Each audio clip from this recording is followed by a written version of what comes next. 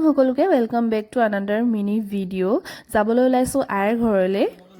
আইৰ মানে মাৰ ঘৰলৈ ঘৰ বুলি ক'লেই চকুত এটা বেলেগ চমক আহে নহয় জানো বহুত বেলেগ ধৰণৰ অনুভূতি জাগে ঘৰ বুলি ক'লেই মাৰ কথাহে মনলৈ আহে কিনো ক'ম কিনো লিখোঁ ঘৰৰ বিষয়ে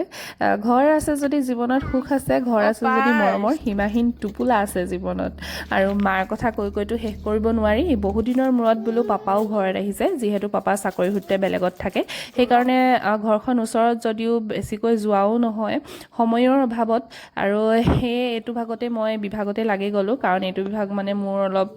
ভাল পাওঁ কাৰণ নিজেও খায়ো ভাল পাওঁ বেলেগক খুৱাইও ভাল পাওঁ আৰু কৰিও ভাল পাওঁ সেইকাৰণে এয়া কৰিছোঁ আৰু আমাৰ ঘৰৰ পিছফালে এখন সৰুকৈ জুইশাল আছে তাত ঢেঁকীৰ পৰা আদি কৰি মাৰ উৎকালি বাৰিষা নোযোৱা এখন তাঁতশাল আছে আৰু জুই ৰুম লৈ এয়া মই এইটো বিভাগৰ লাগি গ'লোঁ আজিকালি যিও বহুত হেঁপাহ কৰে এনায়েকৰ ঘৰখনলৈ তাইৰ যাবলৈ হেঁপাহ